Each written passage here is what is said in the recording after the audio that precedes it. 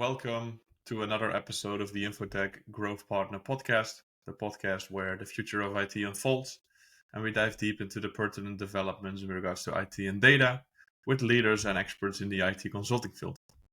My name is Jasper, and today I have the pleasure to have Zoe Cunningham on the show. Zoe is a director at Softwire, and it's great to have you on the show, Zoe. Welcome. Thank you, Jasper. It is always exciting to come and talk about technology and the future of technology. So I'm looking forward to it. We're definitely going to touch upon a lot of topics about the present and the future in technology. So looking forward to it as well.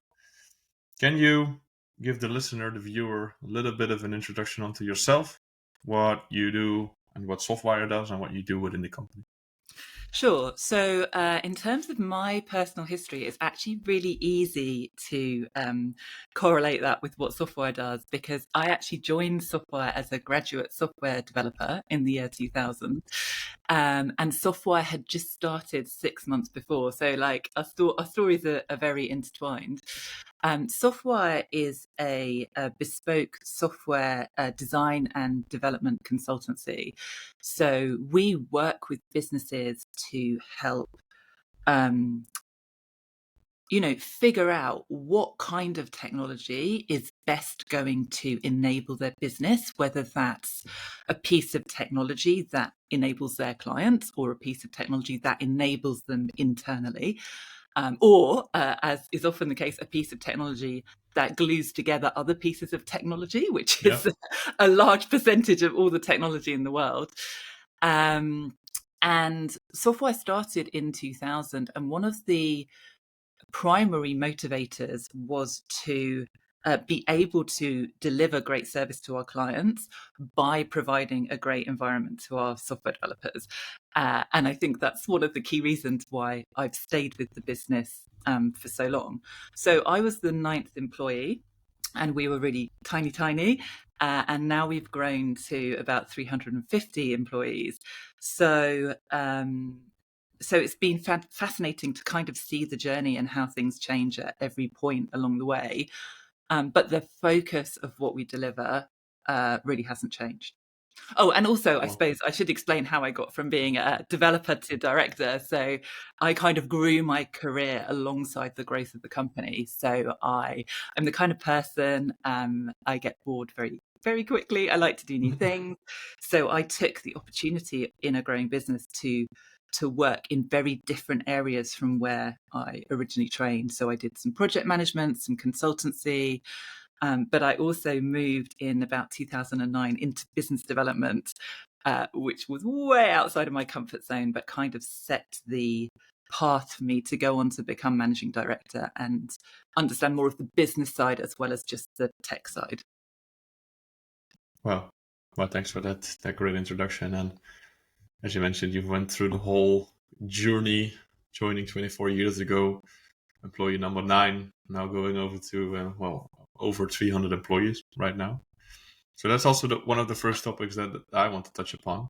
As you said, I want to get your perspective, your experience in building and managing teams of technical people, in this case, developers. Can you give us a little bit of on perspective on the considerations that you or that a company should make on who to hire and how they should hire those people? Such a big topic and such a complex topic.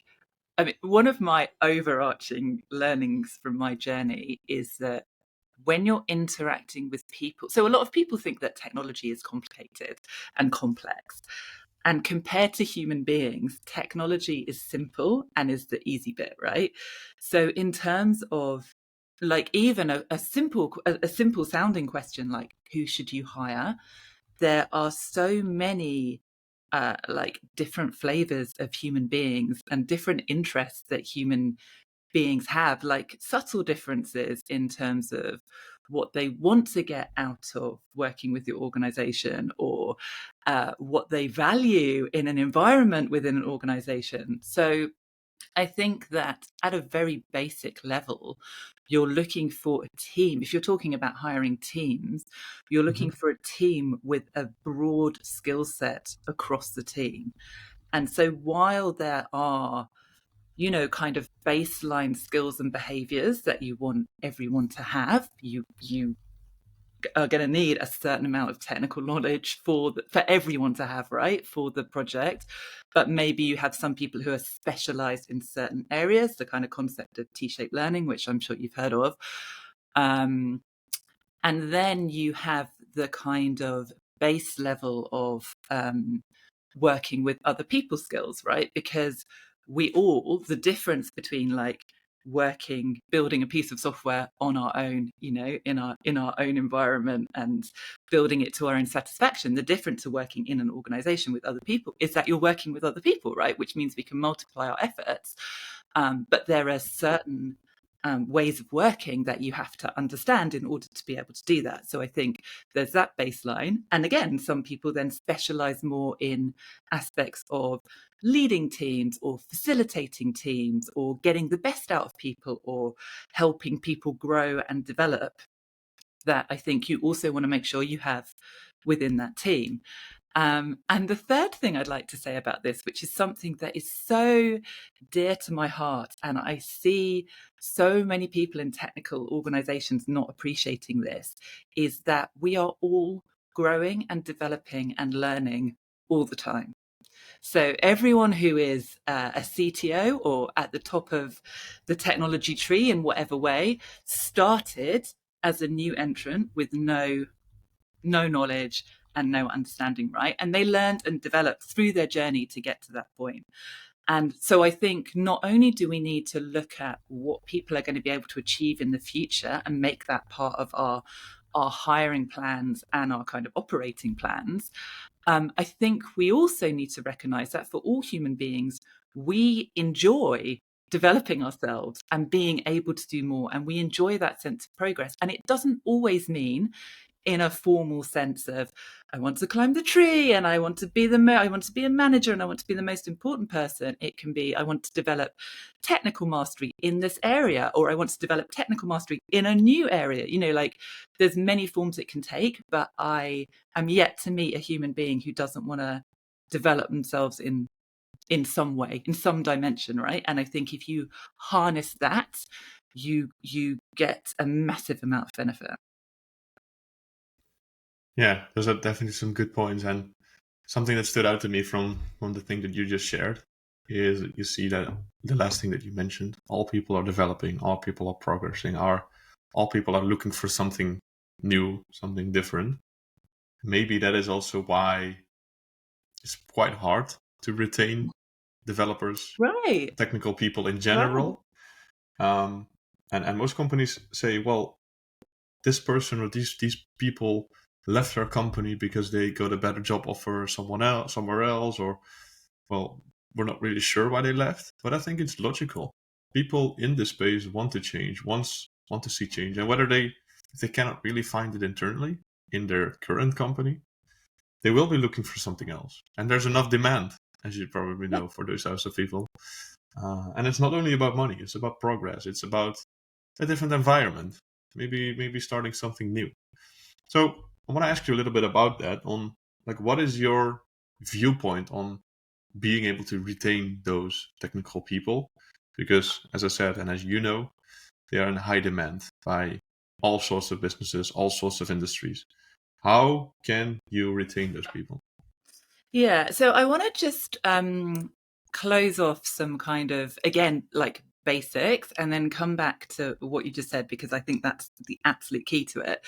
So I think that you do need to have respect and to listen to your team and to provide a great environment for them and to support them and provide career development and all of these things. I think that's a kind of baseline. However, I think that I see a lot of like fear-based management of individuals and a lot of, if we like, as a leader or a manager, if you invest a lot into developing someone, it actually is both like professionally inconvenient and also personally a little bit painful and feels a bit like a betrayal if they decide to go and pursue their career elsewhere. And so I think we all instinctively want to prevent that happening. And I think that if you come at it from a fear-based place, I see people kind of saying, well, I don't invest in training because if I invest in training and someone leaves, I've wasted all this time. Or they say, oh, I don't know, if they learn that, they'll be really marketable and then someone else will want to hire them.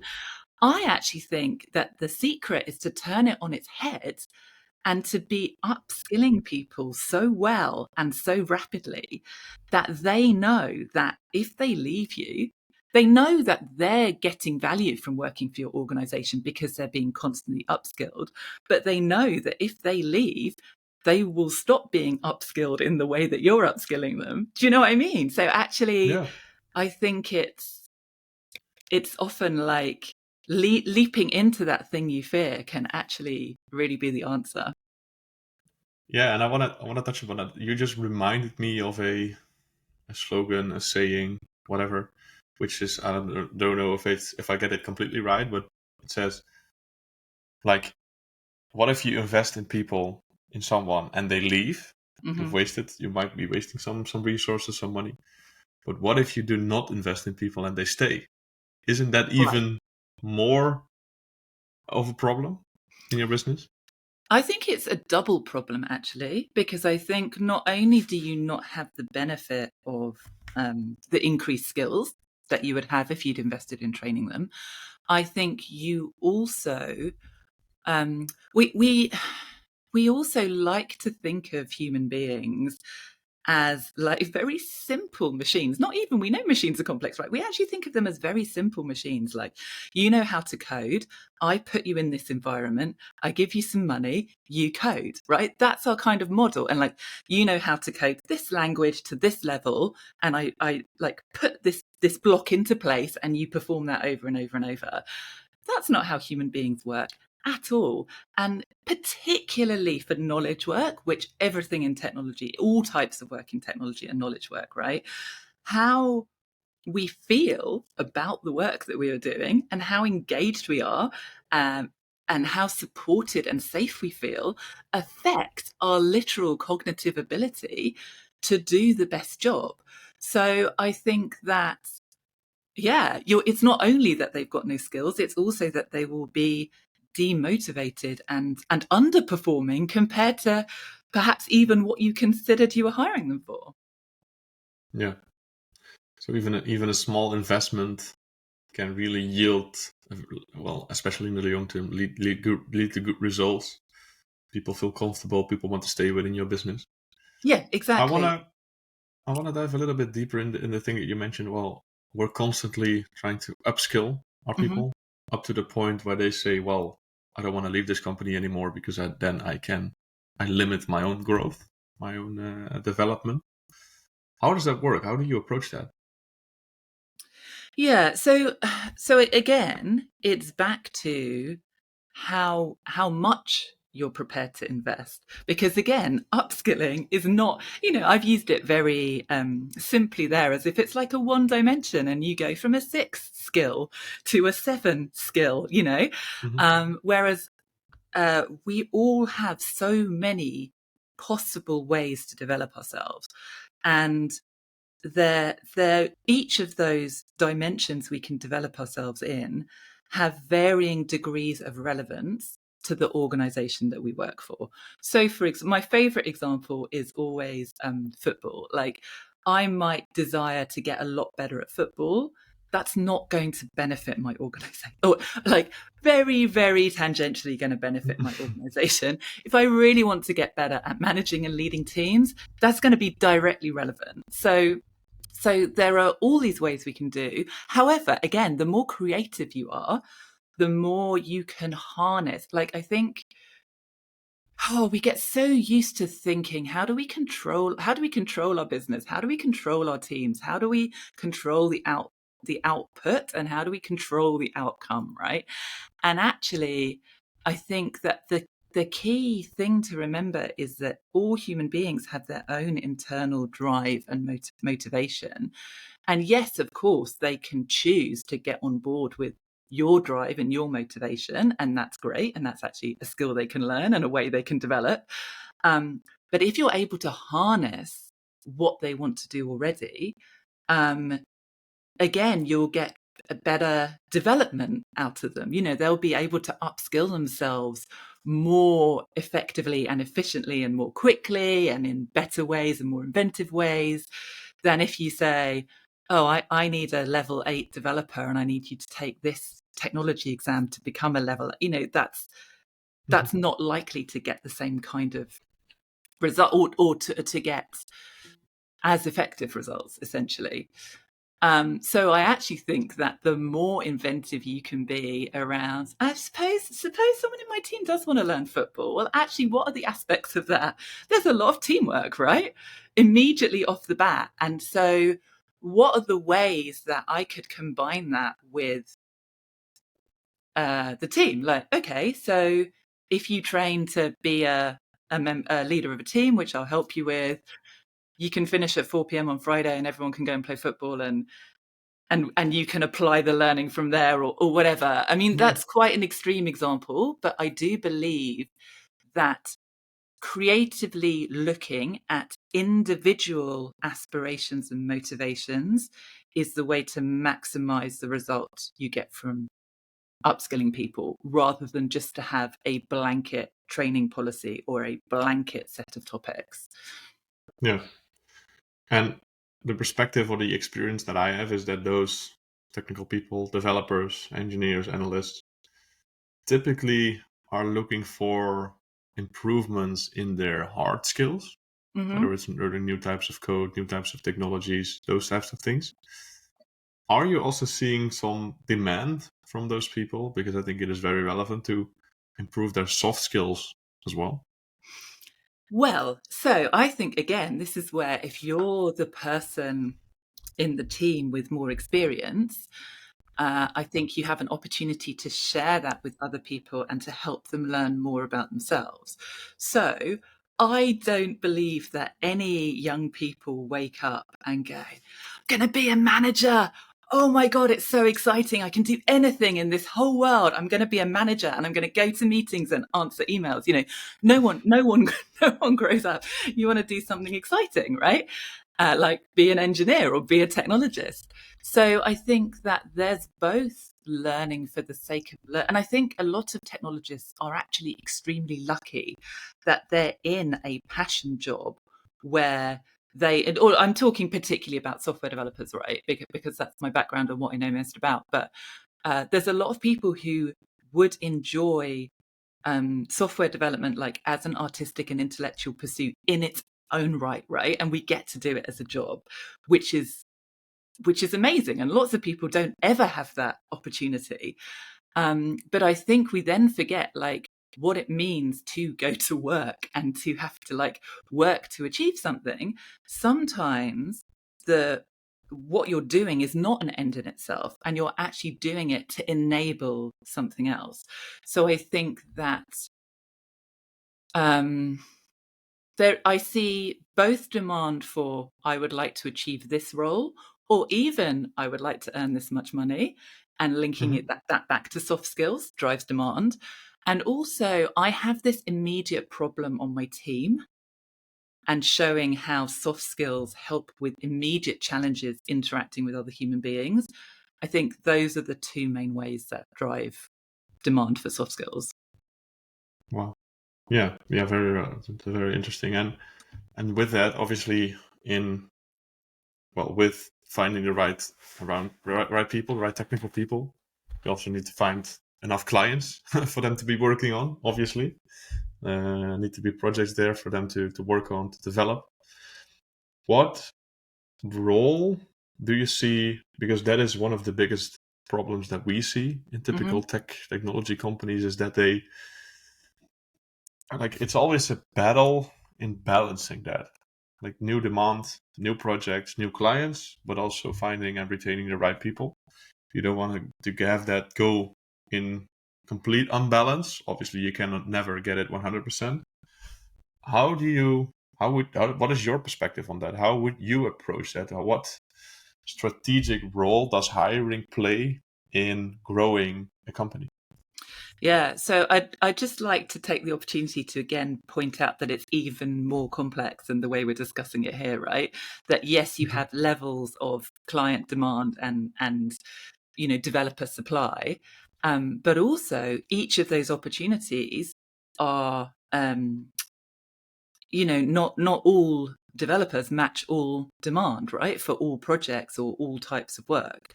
So something that we invest a lot of time in actually is matching people to projects. That it's not just a case of, again, back to developers are not these interchangeable blocks that you just say, oh, I have 5 developers. It's like, oh, actually, I have these individuals with these skill sets and these aspirations, and using that, I can match them with this demand. Having said all that, I think for the purposes of the conversation, we can kind of talk about levels and trust. I think in growing a business, trust and faith play a much larger part than we like to think. So I can't necessarily speak to what is the best way to manage this, but I can definitely explain how at Softwire we manage this, right? Sure. So we took a strategic decision from the start of the business that we would get better outcomes for everyone involved in the Softwire ecosystem if we grew the business and if we had growth as part of our business plan. We did say that actually kind of extreme growth probably was destabilizing and not helpful, but no growth also was stagnating and didn't give individuals the opportunities we were just talking about where they do want to stay with the company and invest time in it and get learning out of it. So we set a strategic growth for the company to grow by like 15-20% a year. Like for technology, reasonably modest growth, right? We also, as part of our like strategic approach when setting up the business, we wanted to take advantage of this fact that people in the industry were often not recognizing the potential of junior software developers and were often looking for people who were fully formed. So we, right from the start of the business, built a business on hiring juniors. So I'm a good example of that as employee number 9, no previous professional coding. I mean, I'd written little programs on my Spectrum, but that's not quite the same thing. No previous professional coding experience. And with the understanding that in 2 years' time, they'd be extremely valuable. And actually, in 5 years' time, they'd be even more valuable. And now we have a lot of employees that have been with the business for like 15 to 20 years, and they're leaders in the technology industry. And we've created this environment where they only really want to work for us. So we've kind of almost, rather than just saying, how do we attract the best workforce, we've actually grown the best workforce. So in terms of balancing this, well, how do you have enough work for everyone to do? It actually led us to a really easy model that simply requires a massive amount of faith, because we were always hiring junior developers who would be able to deliver 1 to 2 years in the future. And we were hiring at the time mostly from academic institutions where you actually need to hire a year before they even graduate, because the competition is so fierce and people start looking for jobs. So we had to make kind of hiring decisions a long time before they come into effect. So we put our faith in how large the software development market is and that it's growing. And we did the hire first, sell later. Now, it definitely seems much more prudent to do the sell first, hire later. And most businesses I meet take that approach. But there are so many logistical challenges with that in terms of finding the right people and making it work that, yeah, I'm genuinely very pleased with how we do it. Yeah. And not only with hiring, there's a lot of implications and a lot of ramp up time and those types of things. That's also the case with growing your business. As you Right. said, like you can hire a lot of people, but then you're never completely sure whether you can find enough projects for it. And what we see and what you probably experience yourself as well, is that most, let's say, the market for IT solutions is mainly based upon relationships, because it is big projects, big investments. Mhm. So you obviously want to buy from the people that you already know and trust. How do you see that? How do you, maybe at Softwire, or what do you see as the best practices in terms of finding new clients and well, finding new business? Yeah.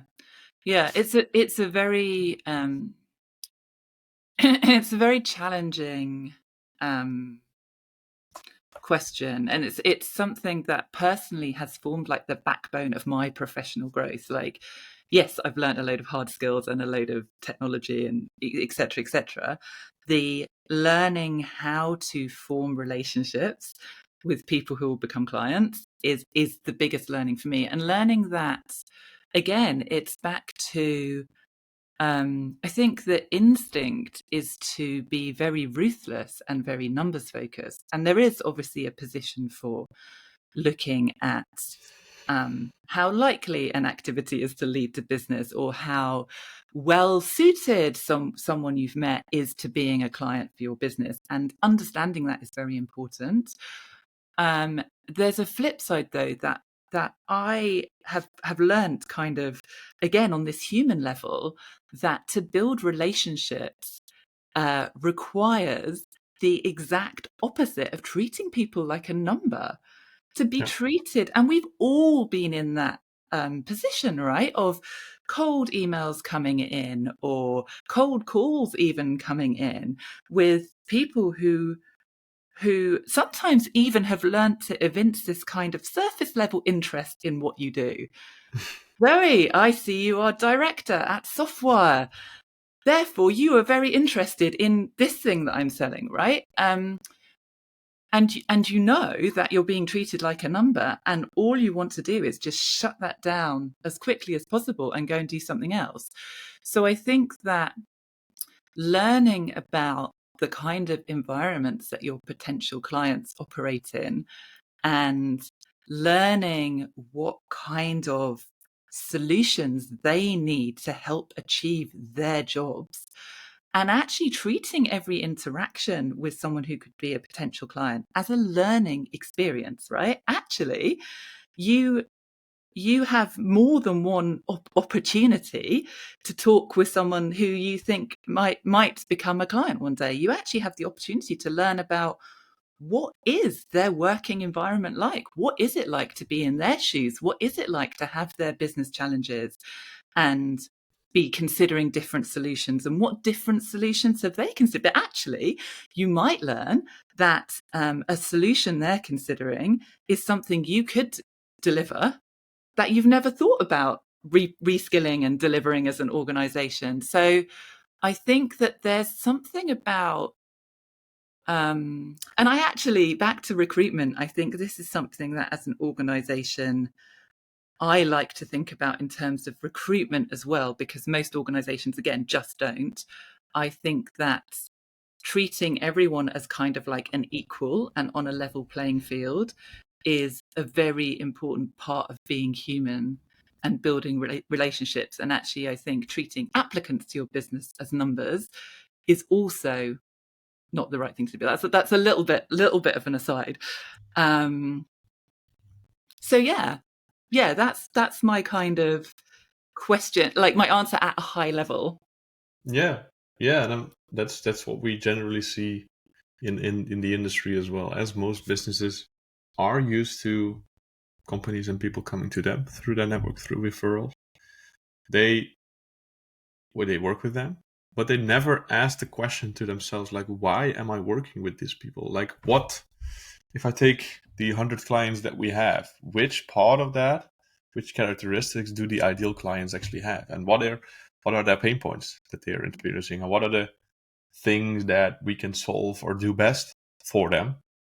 And then transitioning into, why don't we only focus on these types of clients? Like, it has so many good positive downstream effects on the business if you can only work with ideal clients. And obviously, you cannot really determine that upfront before actually working with them. Right. But if you can paint a good picture around that, and well, only focus on the people that you are fitting your ideal client profile, is what we call it. And then again, as you mentioned yourself, you have to take it slow. Like Mhm. you cannot really like there is a small portion, a very small portion in your market that is actively looking for a solution right now. So if you send them or cold call them in that way, they might want to work with you. But as the industry is based upon relationships, it is better to take it slowly, be of value to other people, have multiple conversations, really understand them. And when they then want to work with you, they will mention it to you. They will raise their hand. They Right. will ask you whether you can help them. So yeah, that's the philosophy that we take as well, and we think that most companies should take, is taking it slowly, being there for other people, being of value, and then there will be a whole lot more people who want to work with you. Yeah, and relating to them on a human level. Very important, not treating them as a number. Zoe, looking at the future, based on your experience, based on your knowledge, where do you see the future of IT, of software development, of managing people, recruiting people, those sorts of things? Where do you see it go? Well, I just heard a fantastic quote, which I think is from a book called "Good Strategy, Bad Strategy," that I know a lot of people rate as a book, and it said, I'm paraphrasing, but it said basically that the more complex the future is and the more variables there are, the more people want to predict out into the future to say what will happen. Whereas in reality, the more complex the future is and the more branching paths there are, the harder it is to predict. The more chaotic the outcomes are going to be. So I'm actually not a big one for like predicting any big things happening in 5 years' time. But there are a few things that I am very certain of, and I would stake, my reputation on. The demand for technology will continue to grow. And I see, I've now been working in the industry for over 20 years, and I've seen at many points people saying, oh, this new thing is going to mean like we don't need software developers anymore. And whatever the new thing is, obviously right now it's AI and like co-pilots for coding, right? And everyone's saying, oh, it's great, we're going to need fewer like expensive software developers. And I think that you're gonna require more and more expensive software developers, because I think that technology is a form of progress where the more we can do, the more it enables us to do even more.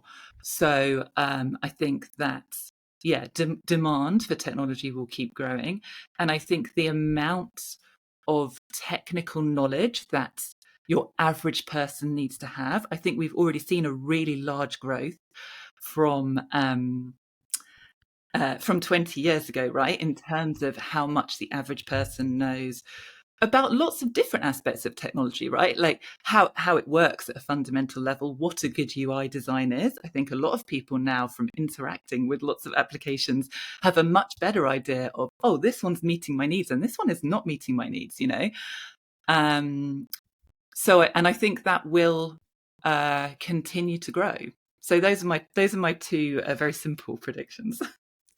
Yeah, and indeed, most people think there will be a lot of breakthroughs and new things, but actually, I think that the most things will stay in general the same. People will be demanding technology, more advanced technologies. The people that are already in high demand will be in even higher demand. So in that sense, more things will probably stay the same than people think. But yeah, let's see where it goes. Zoe, I want to really thank you for this conversation. I think we've discussed quite some interesting stuff. If someone is listening and thinks, well, I want to talk with Zoe, I want to learn more about Softwire, where can they find you? Sure. So the Softwire, all of the information about Softwire is on our website at softwire.com. If you wanted to email me directly, I'm zoe.cunningham@softwire.com, or connect on LinkedIn.